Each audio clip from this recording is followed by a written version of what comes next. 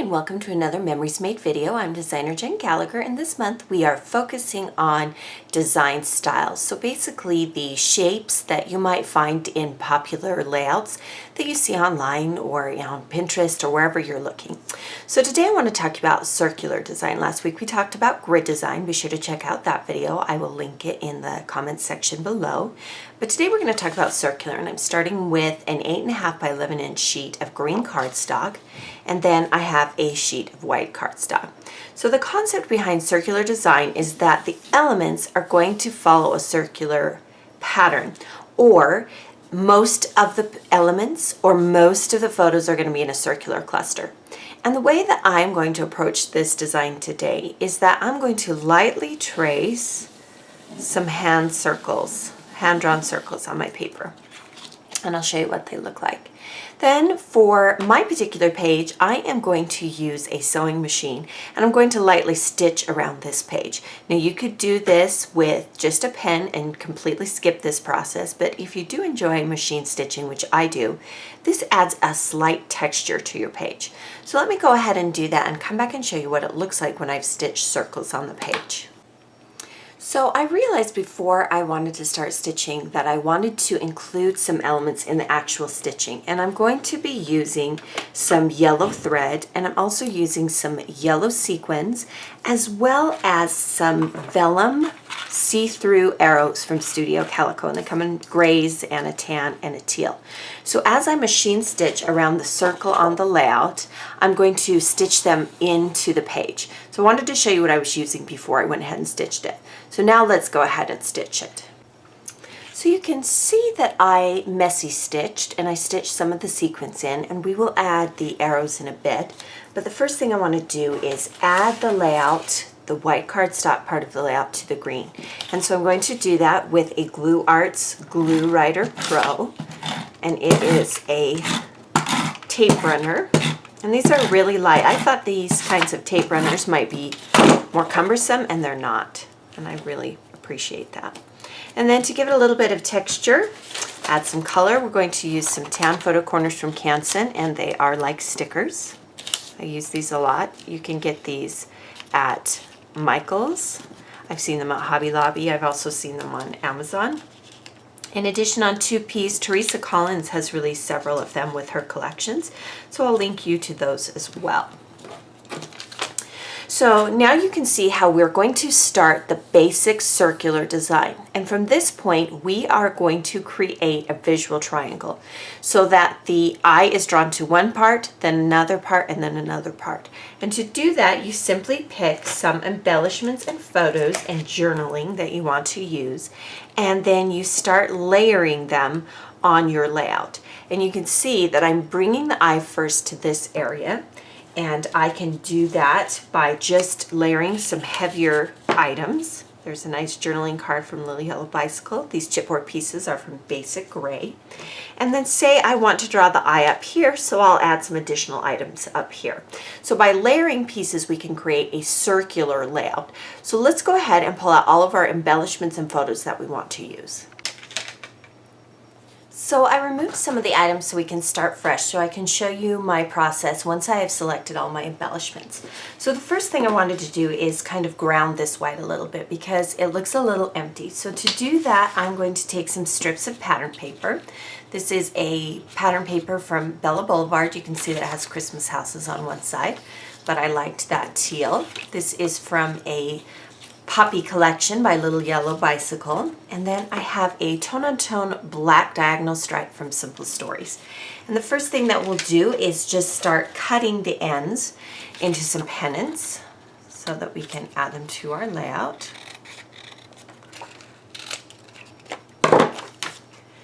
And that just grounds some of that white a little bit better than just leaving it as is. I'm going to tuck this teal one under that first sequin.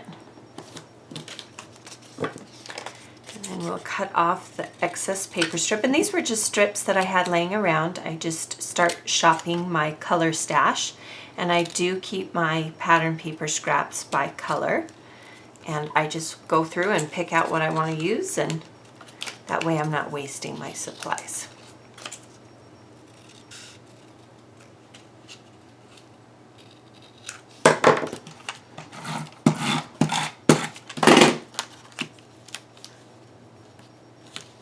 And you can create them a little bit shorter than the other, or you can create them longer. Because this has a diagonal line, I'm going to just follow the diagonal line and use that as my cut guide.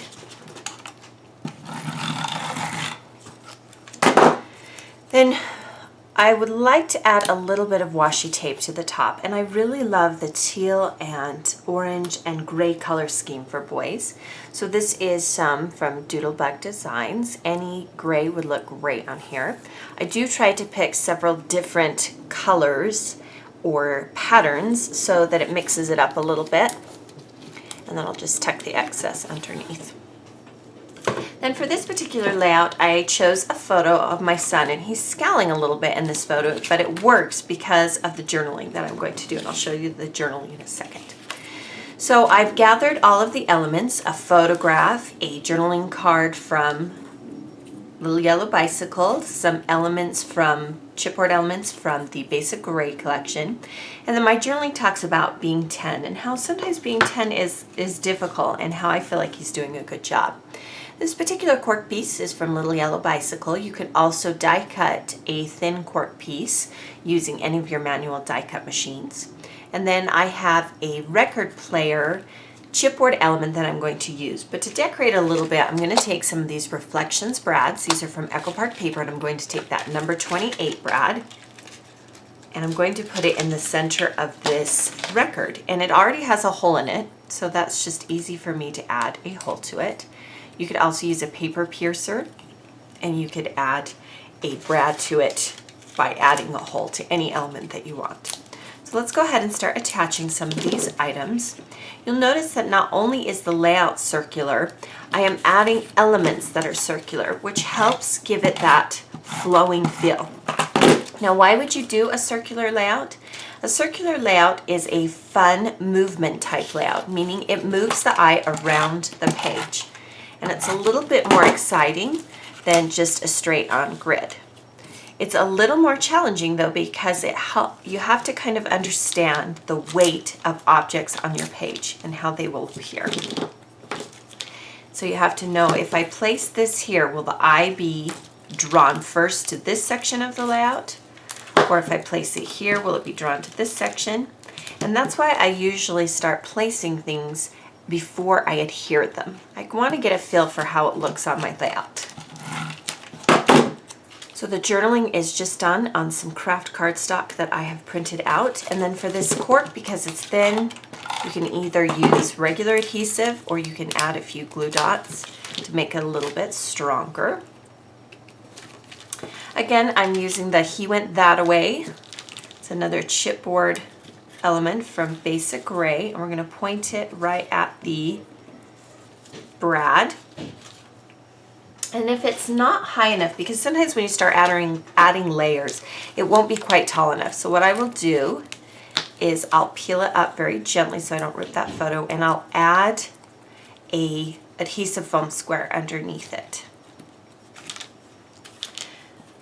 And then I can add additional embellishments. Again, they can be die cut, or they can be, this one's a die cut and this is a chipboard. This die cut button is from a Crepe Paper collection. This tuff is from the Basic Gray collection, and I'll be sure to link you to all of these elements below. And then I want to add some of the arrows to the actual photo. And so to do that, I first start by determining where I want them to go, and then I think about how I want them to look on the layout. And then you have a couple of options. You need to pick a adhesive that is see-through, because you can see the elements are see-through. You can machine stitch them, or you can use a paper clip to hold them in place. So you have a couple of options. And I'm going to use paper clips. So to do that, I'll hold the first one in place, and then simply use, this is a mini paper clip from Tim Holtz, and I'll attach it like that. And then I'll place the other one on top, and I'm going to slightly overlap it. Again, we'll use the Tim Holtz paper clip to hold it in place, and it does require a little bit of maneuvering to get it to stay. And then I'll adjust the paper clips so that they're side by side.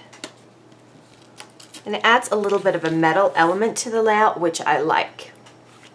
So once you get the start of it done, you can see that most of the circular elements are down here, and I feel like it needs a few more items up here.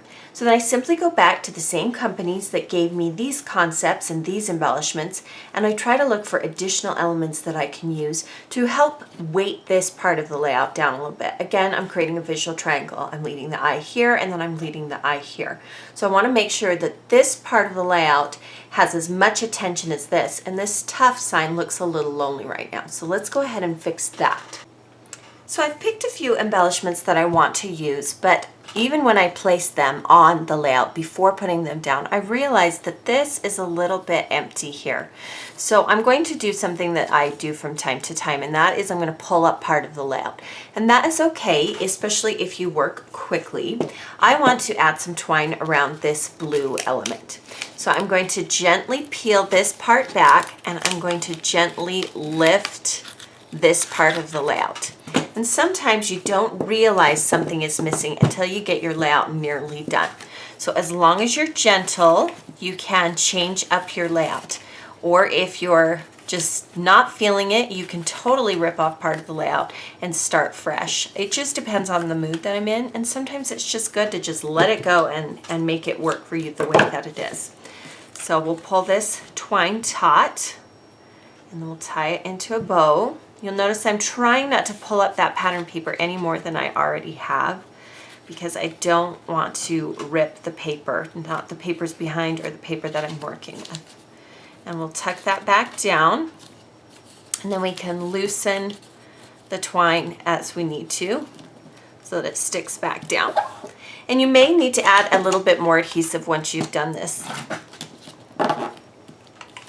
So that just gave me a little bit more texture so it doesn't look quite so lonely on that part of the layout. So if something's not working, just go back and fix it. As long as you're gentle, you can do that. So now I can go ahead and add these other embellishments that I showed you. This is just an orange button tied with some more of that white crochet twine. You could also use baker's twine or ribbon, or you could leave off the twine element. And then I will just trim off the excess part of that tied ribbon. So there you have a layout that uses a circular design, and you see that the eye moves around the page, and those fun stitched lines move the eye around that page. And I wanted to make sure again that I created a visual triangle. I start with the title at the top, which says tough, and then it moves to this section, and then it moves to this section. So it creates this visual triangle. And the reason that you want to do that is you want to make sure the eye sees all of the layout, sees all of the work that you did. So thank you for joining me for today's Memories Made video. Be sure to subscribe to my YouTube channel so you don't miss out on any of the videos in this weekly series.